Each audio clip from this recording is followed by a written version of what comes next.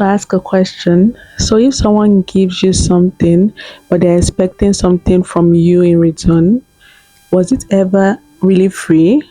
Think about that for a second.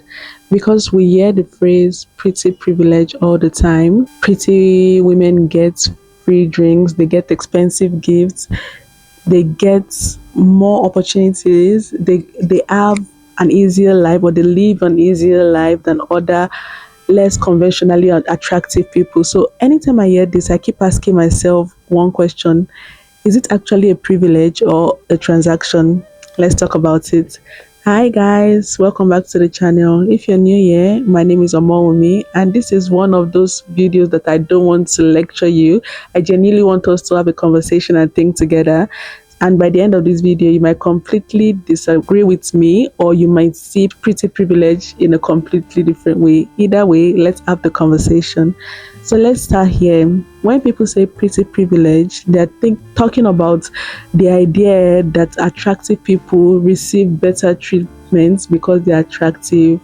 Maybe strangers are kinder, maybe they get hired easily, maybe people forgive their mistakes faster, maybe they're approached more. And honestly, I do believe that appearance influences first impressions. I think pretending that looks don't matter would be dishonest, but this is where my brain gets stuck. I had to ask myself, what is a privilege? Now, a privilege is supposed to be an advantage, something that benefits you, something that doesn't require you to pay a hidden price. So here's my question. If almost every advantage comes with a cost, can we actually call it a privilege? I don't think so. So now this is why I want to have this conversation. Now, let me use an example that everybody loves to talk about. Pretty women get free stuff and gifts. Okay, I agree, but are they actually free? Or is the person gifting you this thing hoping for your number, your attention, your dates, your body? Because if somebody is expecting access to you because they spent maybe 15,000 naira on cocktails, was the drink actually free, or was it an investment? And before anyone says nobody forced you to accept it, that's actually true, but that's not the point I'm trying to make. I'm asking a valid question. I'm asking if we mistake transactions for privileges.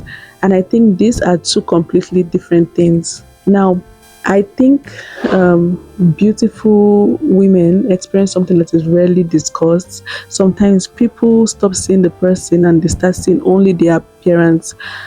Think about it. When an attractive person gets promoted, people think that she got that promotion because she's attractive. If you start a business, people would think that people supported her because she's only pretty. If you work hard, people would minimize it and assume that it's easier for you because you're an attractive person. Now imagine working twice as hard only for people to reduce your effort and your accomplishments to your face. So I think that's really saddening. And one thing I find interesting is that people love saying that pretty people have easier lives, but do they actually have easier lives, or do they have different problems? Because imagine this, they are constantly wondering, anybody that actually talks to them, do they actually like them for their personality, or do they just like how they look? Would they treat them the same way, or would they treat them differently if they looked differently, or if they lost their looks or their size, if they add weight? So I think this is an exhausting thought to have all the time when you don't actually know why somebody wants you, if it's because of your beauty or because of your soul. So I think this also causes pressure to pretty people, because they have the pressure to always be beautiful, to always be attractive, to always have the perfect weight.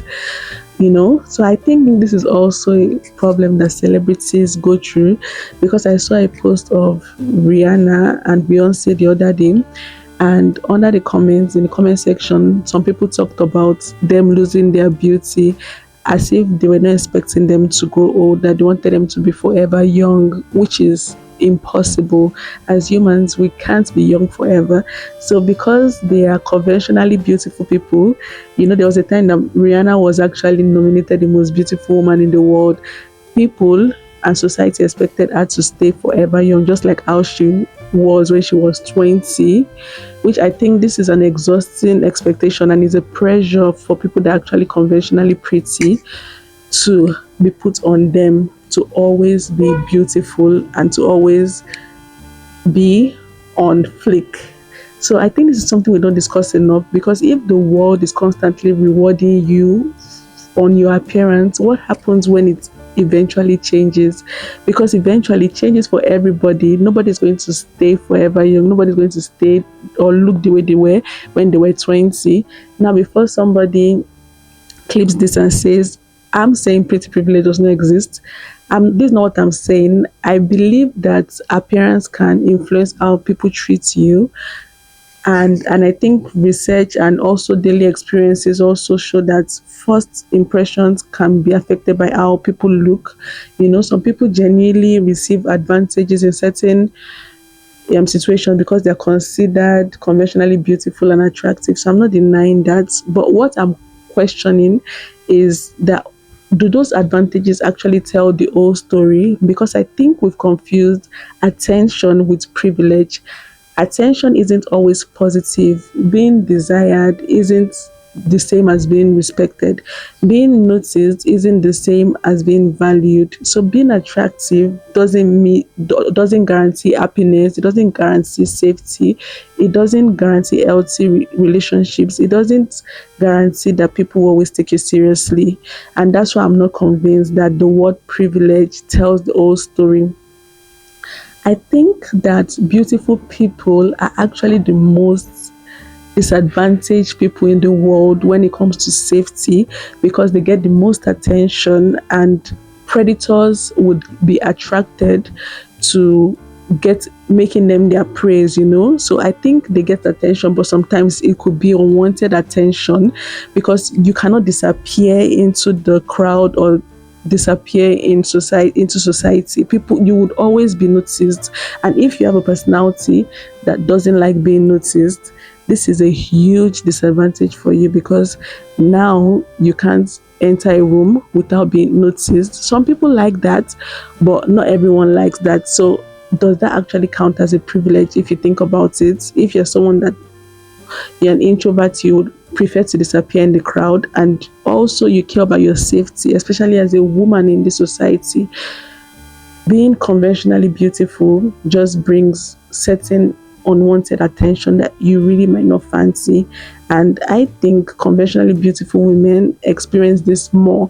So is it actually a privilege? We need to think about this. Okay, so in my opinion, I'm not seeing this as a privilege. Now imagine two women. One receives very little attention because people don't consider her conventionally attractive, while the other one receives so much attention, but much of it comes with objectification, assumptions, unwanted advances, and expectations.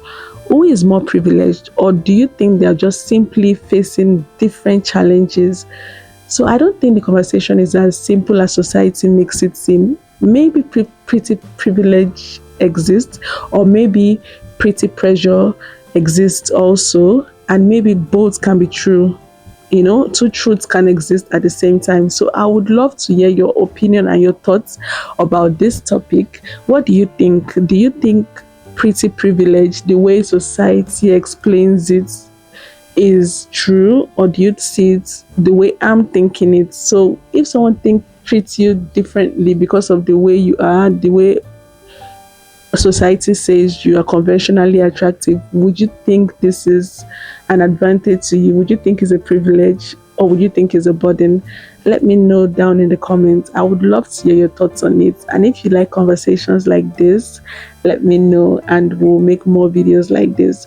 And if you enjoyed the video, please don't forget to like, share, and subscribe. And I will definitely see you guys in the next one.